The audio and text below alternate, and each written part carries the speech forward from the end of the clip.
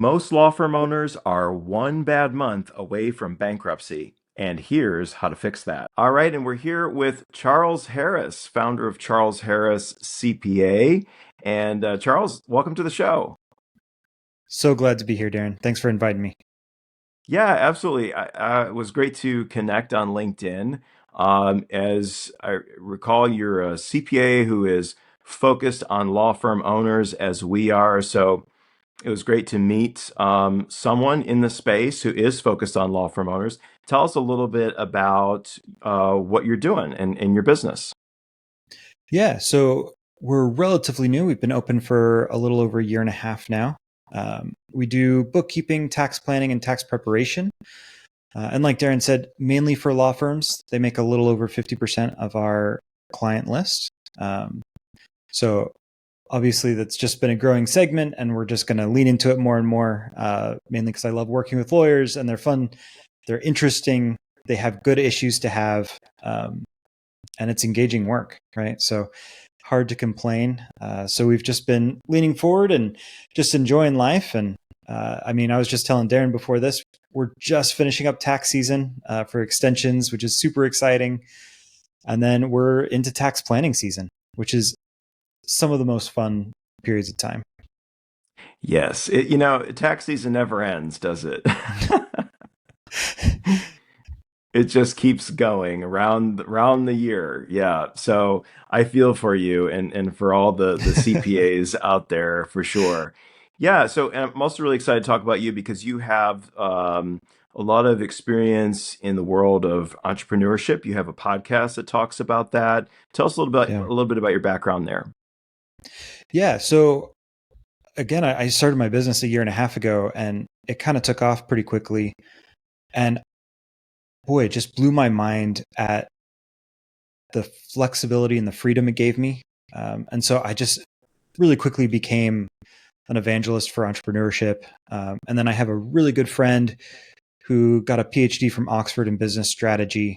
And we were talking one day and we said, well, why don't we talk about entrepreneurship? So he runs an entrepreneurship institute at a university. And then I obviously deal with entrepreneurs on a regular basis. I've dealt with them for my whole career. And my own firm, it's just kind of grown even more. And so it just seemed like a good fit. And it's been just so much fun to just talk about, hey, how do we go from 0 to 1? How do we buy a business? And then talking to other entrepreneurs as well. And so it's just been a lot of fun.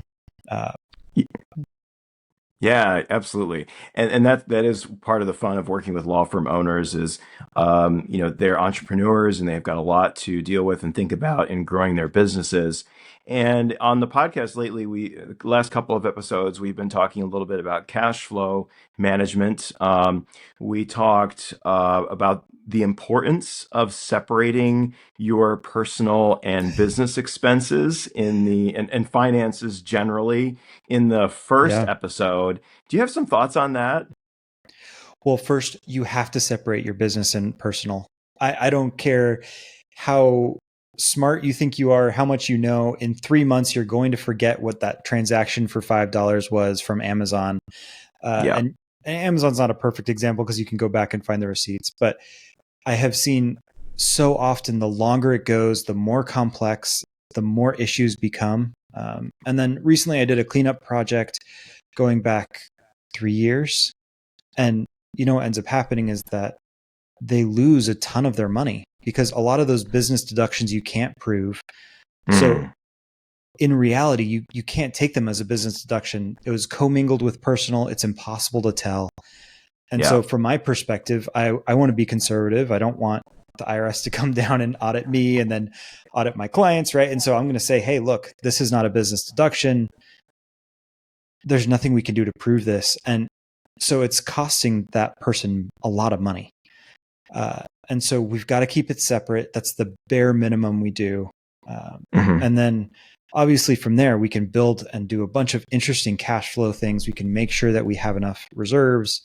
But that's my first thing. Make sure to have a separate bank account. So I'm glad you're emphasizing that as well. Yeah. It sounds like such basics, but I see it all the time, even in law firm owners who've been running their business for a long time. They have even if they have separate accounts for things, there still are, personal transactions happening over here and business transactions happening over there. And it just creates a lot of fogginess. In the tax reporting world, yes, so much time is wasted. You've got to go back through, you've got to look at all those things, you got to figure out, what did I spend this money on? Yeah, Yeah. absolutely. And then Well, in the and financial, lawyers also Mhm. have a special thing on top of this, right? They have to keep their IOLTA separate too. Yes. So we often talk about, hey, keep business and personal separate. Part of the fun of working with lawyers is they have special accounts and special regulations. That's why I enjoy working with them. Yeah. But you have to keep that IOLTA as separate as your personal is with your business, if not more so, right? That can lead to disbarring and other fun things like that. So we've got to keep it separate. Yeah, in fact, it was interesting. I learned this recently that IOLTA issues are the number one disciplinary um, thing facing lawyers. Like that's the number one thing that bar associations are coming down on lawyers for is issues with their IOLTA accounts. So it's really, really critical that you have that Yeah. squared away. Yeah. And that you have someone who understands it and can help you with that. Exactly. Um, yeah, and then, on the personal financial planning side, we see this all the time where when we're thinking about retirement, law firm owners are vastly underestimating their retirement needs because a lot of their personal expenses are flowing through the firm.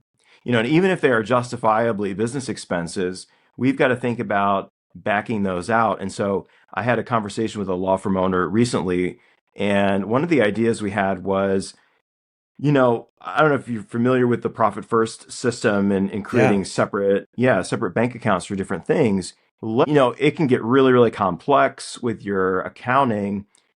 Let's create a separate account for those lifestyle expenses that are business expenses, but if the business isn't paying them, and you step away from the Someone. business, Yeah. you're going to have to pay them. And that way we can have a easy way to keep tabs on them.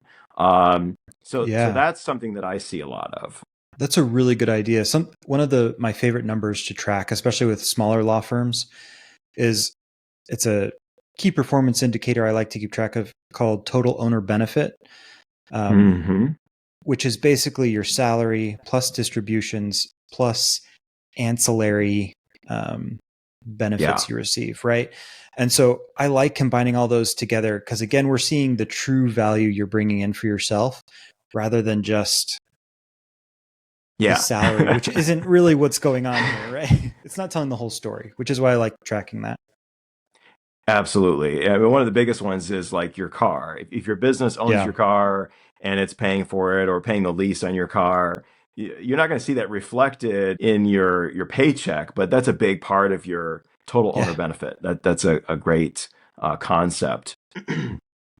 Um, One of the things that we talked about on the last episode is we talked about the importance, and this ties into this very nicely, of paying yourself, first of all, paying yourself a reasonable salary, but then also making sure that you're actually paying yourself, in an automated and regular way.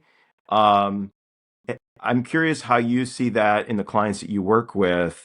Where does that show up, and what counsel do you give your clients?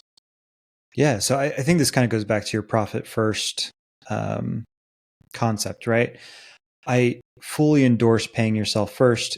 You're starting your business to afford life and to hopefully have more flexibility than you did at a big firm. And so sometimes I think we kind of get distracted and we just think more and more money is what we need. And what we really need is actually to give ourselves the freedom and flexibility we created when we started our firm. And you can't know that unless you know exactly how much you're paying yourself, what is reasonable compensation, how are you going to make it through the next 6 months. And so I love paying yourself first. Um, Personally, I probably would put my employees and rent. I'm maybe not quite a profit first. Uh, I don't follow it to a T, right? But I think Okay. before you buy that new software, before you pay for additional contract support or help, you want to make sure you can pay yourself. And then after that money is when you want to start looking at doing fun things like bringing on a new marketing person or whatever it might be. Yeah, yeah, absolutely. And one of the things I see as a huge red flag when we first start working with clients is the movement of money back and forth between the personal accounts and the business accounts. And we've really got to get that fixed and squared away to where those are like treated like entirely separate worlds. I see Yeah. law firm owners who are, having to send money back to the firm, because the firm is running short, or vice versa, right? They have to repair the roof. There's roof damage, and they need to pay for that, and so they're taking a random distribution from the firm. That creates a ton of chaos. It's impossible to know, how profitable you are at a glance, or what your actual pay is as the owner. So that's something that we fix right away, and it's amazing how simple that is, but how huge of a difference that makes. Yeah. I mean, lawyers understand the importance of organization, and your money, you have to be organized with your money. You have to know what things are, where things are going. Similar to you, I really like having a bit of a cushion there. I usually tell people 3 to 6 months. It's going to depend on the type of firm you are, right? If you're a subscription-based model, 3 months is probably okay. If you're personal injury, maybe we want to go up to 6 months, depending on how consistent things are coming in. And so there's obviously a lot of room for flexibility on that. But I usually say 3 to 6 months, put it in a high yield savings account. And then in your operating account, maybe keep a month. And that way we can have business accounts that are separate than our personal. And then we still need to be paying ourselves that amount. That 3 to 6 months should include our personal pay. It shouldn't just be our employees and our rent. Mm-hmm. And Yep. I just strongly encourage that because of exactly what you're saying. The more it gets muddled, the more we commingle, we mix, the harder it is just to be efficient and know what's going on. Yes, absolutely. And I'm glad you brought up the emergency fund. Let's talk about that, because so many law firms are one bad month away from bankruptcy, right? Just Yeah. razor's edge in terms of liquidity. It's so critical to have that buffer amount, and you need it on both sides. You need a personal emergency fund, and you need a business emergency fund. It's really, really important. What do you see? Do you see firms? Do you see this where a lot of firms are just very, very thin on liquidity, or do you see them flush with cash? What are you seeing in the industry? Yeah, it's pretty thin overall. And to kind of hammer the point, right? COVID was a great example. We didn't know it was going to happen. Obviously, it didn't really impact lawyers as much as some other things could. But I mean, your estate lawyers for sure got hit. People that couldn't meet in person, suddenly everything changed. And so we don't know what could happen. And, a new emergency happens every other month that feels like something brand new, some issue that we weren't expecting. And so we need to have that liquidity. It's so important. And then we need it personally too. And I prefer that 3 to 6 months because it gives us time to pivot. If we have to change our Yeah. whole business plan, we can do it in 3 months. It's a lot of work and it's really hard, but you can do it. And so I like that cushion. It makes me feel better. Yeah, absolutely. Now, I mean, if you're a law firm owner and you don't have that cushion and you're like, holy crap, 3 to 6 months, how in the heck am I going to get there, right?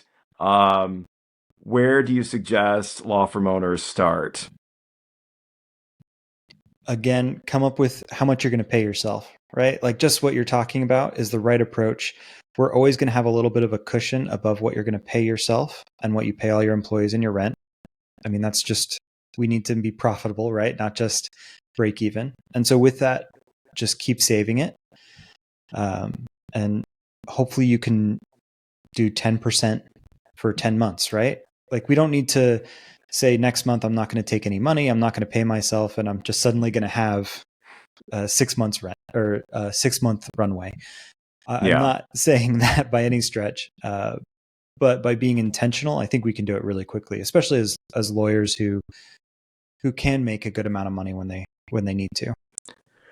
Oh yeah, and I'm a big fan of automating this as much as possible. Like you can start small and just set it up on autopilot. Like let's say you have, $1,000 a month going into an emergency fund for the business. That may not seem like much, and it may seem like it's going to take you forever to get to your, 3 to 6 month goal, but you got to start somewhere, and it's better to start somewhere small than to not start at all. And you'd be surprised, a couple of years down Yeah. the road, you'll have a really nice, healthy emergency fund built up. One of my first clients, we started doing this with them. We helped him set up some accounts and set up some automatic payments into those accounts. When he first came to us, it was this situation of just cash flow chaos. There was money moving back and forth between the business and the personal accounts, right? Every week calling up the bookkeeper, like, hey, I need $1,000 for this, or I need to send, $2,000 for that, and so what we did is we just set up these automatic draw, right? Let's talk about that. You can have your salary, your wages, but you can automate your draw too. You can just have an automatic, your draw doesn't have to be at random, right? So you can have Right. that on autopilot. A couple of years later, he's got several $100,000 of liquidity on the business side and the personal side. He's sitting in a great spot, right? And actually, it's funny because I have to remind him, right? Like, actually, this year started out kind of slow, and he was drawing on his line of credit. And I was like, well, remember, you have $200,000 sitting over here in the business emergency fund. That's what it's there for. Yeah. Well, and especially you see this a lot with like personal injury. They need to take out loans for the liquidity to make it until the case settles or the Yeah. payout actually happens, right? If we can dig into our own savings instead, it's going to save us, boy, I don't know what credit card rates Tremendously. are, 15, 20% these days. Yeah. And that might be on the low end. So Definitely. And they've gone up. Super benefit. Yeah. Yeah. Yeah. And there's a lot of really cool things you can do. So, put that emergency fund in a high yield savings. You can still Yeah. get around 4% on your high yield savings. You have $100,000 in a 4% high yield savings. You're earning $4,000 a year on that money. Yeah. Another thing, don't leave many it in a people, big bank. Don't leave it in Wells right. Fargo or Bank of America. Please don't. I see that a lot too. Yes. Talk to a financial planner like Darren and move it to something where you're actually earning on it. Yeah, it's so important. And then what a lot of law firm owners don't realize is you can open a business brokerage account, a business investment account. You can have, now we don't want to be crazy with it. We don't want to put your emergency fund in NVIDIA or something. Although that would have been great over the last few years. But who knows? Right. And you don't have to invest it crazy. You can invest it very, very conservatively. In fact, you could invest it in a money market mutual fund and it basically do the same thing as a high yield savings. So there are a lot of options there for you and your business. And we've helped law firms do that. Your law firm can invest money, believe it or not. That can be an additional source of revenue and source of earnings for your firm. Yeah. Anyone's tax return who I do, and they're earning, boy, I'm going to be extreme, $10 in interest. Yeah. You need to be doing something better with your money. Absolutely. And then I'll add another really cool feature on here. So if you have a brokerage account, it gives you a lot of additional capabilities. You can actually borrow against that brokerage account at prime or close to prime. So rather than putting money, let's build up the emergency fund to a couple $100,000. And then rather than drawing on the line of credit, we can actually have a line of credit backed against the brokerage account, and we can draw on that at an even more favorable rate. Now you're earning money on the money that's in the emergency fund, and you're being able to borrow at a more favorable rate. So that's where once you build the liquidity, it actually just enhances your ability to make money so much more as a business. Yeah, we complain in America all the time, right? The people that are rich make more money, and this is exactly why, because they can take those risks, they can borrow against their money, right? This it just kind of grows and feeds on itself, and so we need Yeah. to be those people that are using that strategy instead of uh, borrowing against money we don't have or getting Yeah. confused in what's going on. Yeah, make money for yourself instead of the Yeah. bank, right? You be your own bank essentially. um, let's switch gears a little bit, and I want to ask you about the last. We have a book club that we run here at the Lawyer Millionaire, and the last book we read was "Buy Back Your Time" by Dan Martell. I think you have read it, if I'm not mistaken, right, Charles? Yes, yes. One of my favorites. Okay. Absolutely. I know you commented on a lot of our posts, which was really, really excellent. So I want to get your feedback. When did you read this book? What kind of an impact did it make for you, or how did it really change your thinking? What was kind of the biggest takeaway? So, I read it the first time 2 years ago. It's been a while. Uh, and I think the first time I read it, I probably had the same impression as most people when they pick it up. Like, why is this such a fantastic book? I know I need to hire people if I wanted to grow, right? Like, this is obvious. What I think was different about it, and that kind of unlocked in my understanding, wasn't so much that we need to hire people, but we need to create processes and systematize. And then suddenly we need to figure out where our lowest points are, right? And I love his example of the secretary because I know eventually, right, everyone should have an executive assistant. Um, but speaking for myself, I work from home. It would be virtual. Like, what can she really do or he do, right? Like, it's so nebulous, I Yeah. guess, in a lot of ways. And I loved how he just simplified it, streamlined it, and like, these are the things that they can be doing. And it Yes. really helped kind of understand how to buy back my time. So it was very practical, which I really appreciated. And then just on a higher level, it's interesting to view his life and have him talk about it and how he has an executive assistant, he has a personal executive assistant, and then like how he schedules all his meetings with them to then systematize his life to have better results. Absolutely. I love that. So for me, it was one of the catalysts that started me on my business growth journey. My first hire was my executive assistant following his, replacement ladder. And I agree with you. It Mm. really was just taking it and breaking it down and making it simple. Like, here's how you go about it, and here's kind of the order in which you can think about, getting things off of your plate. So often, in the financial planning world, we think I need to hire another advisor. And in the law firm world, the thought process is I need to hire another lawyer. Well, lawyers are expensive, Yeah. and it's a very, very competitive environment for lawyers if you're looking to hire somebody for your team. So a much easier place to start is to leverage your time more effectively by hiring an executive assistant and starting there and then slowly moving up the ladder in terms of complexity. So Yeah, that and really I'll was even kind of build on a that too, right? Mhm. I often see lawyers hire paralegals and then the paralegals become an executive assistant basically, which is fine. Yes. I understand it. But again, you're paying someone that has at least some legal expertise Yeah. and you can leverage their time to make a lot more money than you can an executive assistant. And so it's Yes. really kind of hurting yourself. And not saying that like if your paralegals become your executive assistant, that's okay too. And maybe it's useful in your firm because they have to understand what's going on. But I've just seen that a lot, and I am curious after reading "Buy Back Your Time" if they could substitute for a better situation. That's such a great point. And yet I see that all the time as well. The It's really paralegal common. is the first hire. but the paralegal shouldn't be triaging your email inbox.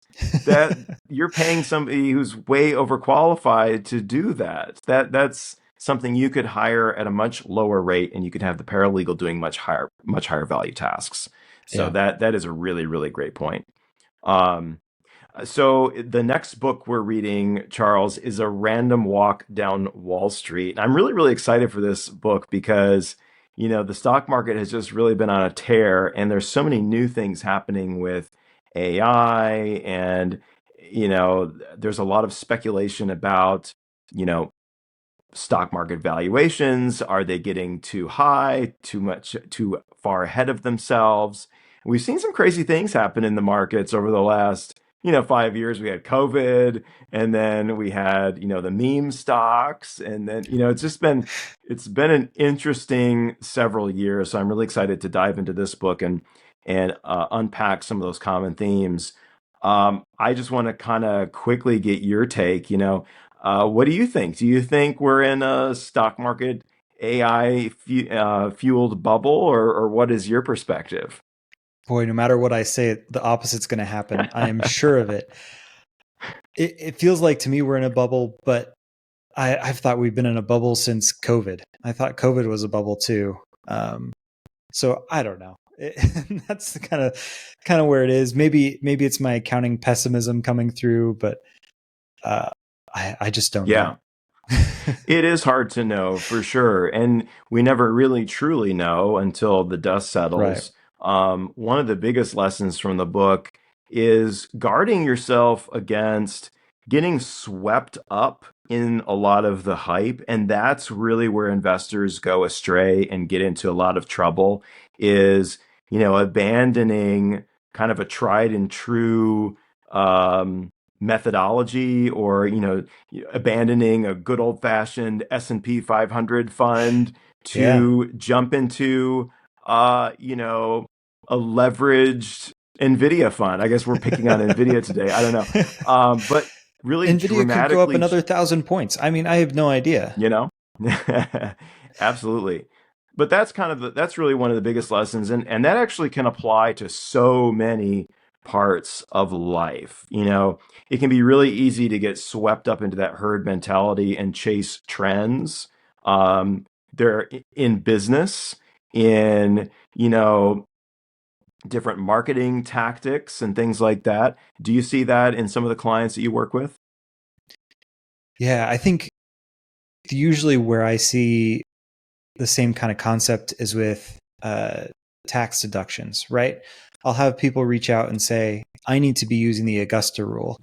And I'll say, that's great. The Augusta rule is a great tax deduction. We should take advantage of it if we can. And then I look at their books and all their business and personal expenses are commingled. And I say, okay, we got to step back. We got to do the basics. We have to make sure we're separate. We have to make sure we're taking all of our current deductions that we can. I'm happy to help people with the Augusta rule, employing your children. What are some of the other ones that I hear a lot? I think those are probably the most common. Yeah. Well, there's so many, and it really has to be a balance of risk and reward, and how much time do you want to invest in this to get the reward, right? Because some of these things you're going to have to put in some time and some money to get it working, and do you really want to do that? Do you really want to put forth the effort to do that? Right. And I'm going to pick on the Augusta rule because I hear this one a lot, and it's one of the more difficult ones to reasonably do, right? But if I'm going to be spending 5 hours to help you do the Augusta rule and I'm going to save you $100, it's not going to be worth it. And so I think a lot of times we hear these grand schemes and it's just not worth it. That doesn't mean we can't do it or they don't work. But everyone's situation is different. And so I think a lot of the excitement, the herd mentality comes from these deductions that they just heard about and they're all excited. And then we look at it and it's like, well, you can rent out your home for, let's say, $500 a day. And we can do that for, I forget how many days you could do the Augusta rule for. So some other CPA can come on here and judge me, but let's say we rent it out for 3 days, and then so that's $1,500. We can add that as a deduction. It's going to save us, let's say, high end 30% of $1,500. So about $500. Is that really Yeah. worth it? Maybe not. Maybe not. It all goes back to the buy back your time concept, right? Exactly. Is the time and money that I put into making this happen going to, should I really carve out 5 hours to, make this specific deduction happen for myself to save X amount? You need to weigh that. You need to see if it's going to be worth your time. And it does. I'm glad you mentioned this. It's kind of a different turn on the herd mentality, but it is kind of a thing. I see like tax planning being like such a huge kind of viral topic right now. Everybody's interested in tax planning, and it makes me chuckle a little bit as a financial planner because so much of it is hype. I've seen Yeah. tax plans that people have paid thousands of dollars for somebody to put together, and it's just a list of deductions that you could have gotten from ChatGPT. It's like there's nothing really extraordinary about it. In fact, I saw a tax plan put together where one of the recommendations for a law firm was there was something about hiring ex-convicts in your business and you can get a tax deduction. And I was like, well, Well, do you really true, want to but do that? I mean, maybe, but is that, maybe. I mean, so I mean, you Yeah. can get your taxes down to zero by spending all your money, sure. But that, Yeah. I like to rephrase tax planning as profit maximization because that is really what we should be all about. Well, and you know this better Mhm. than most, right? Pushing off your taxes, zero tax bill today means you have a higher tax bill in the future, Yep. generally speaking. And so it's all about timing it to be the most efficient possible to get us in the lowest tax bracket possible. And it's going to vary for every person. And that's why it can be useful. But even something like the cost segregation and R&D tax credits, they can be really beneficial. And if we save that money and invest it correctly, it can Yeah. be hugely beneficial. And so I'm a strong proponent. There are tax saving benefits out there, but we need to understand that even depreciation, which we're all excited that it's back to 100% on assets, if we take the depreciation now, when we sell the asset, we're getting taxed, or when we get rid of the asset, we're getting taxed, right? And so it's just pushing off taxes to a Yes. later time. Yes. Yes. Thank you. Thank you, Charles. Because so much tax planning is like, okay, oh, look, we saved you, $1 million in taxes this year. Well, no, Yeah. you deferred that into the future. And at the end of the day, some years we actually might want to pay more in taxes. Yeah. You know, so it's not all about getting your taxes down to the lowest possible amount every single year because that is absolutely true. You are going to be just shifting things down the road in many cases. And so when we think about tax planning, we really want to think like, let's look at let's look over the next 20, 30 years and make sure that we're paying the tax when it makes most sense to pay Yeah. it. Yeah. Well, great. I'm glad we're on the same page there. That's fantastic. It's a pet peeve Well, of mine. I see it too often. yeah. People want to get down to zero, and it doesn't make any sense generally. Well, So, actually, taxes in Greg Crabtree's book, Simple Numbers, he argues that taxes are actually one of your top financial KPIs. The more you're paying in taxes, the better you're doing, generally. he's right. So He's right. it's not necessarily a goal to, I mean, yes, we want to be as efficient and optimal with our taxes as Yeah. possible, but we're not necessarily out to get them all the way down to Yeah. zero, as you said. Well, and you should try and get them lower if you can, and it's reasonable and it makes Yeah. sense. Definitely, definitely. Well, Charles, we're out of time, but it's been really fantastic having you on and talking about all things cash flow and taxes and getting your take a little bit on the market. So thanks so much for being here. Why don't you tell us a little bit, tell our listeners where they can find you if they want to learn more about you. Yeah, I'm pretty active on LinkedIn. You're welcome to reach out to me there. You're welcome to go to my website, or you can come listen to my podcast. It's the Unsexy Entrepreneurship Podcast. If you can spell it, you can find it. That's always the harder part. But we have a lot of fun. We just talk about business, basic principles, and some tax principles in there as well. But yeah, just reach out to me. Sounds good. Well, thank you, Charles.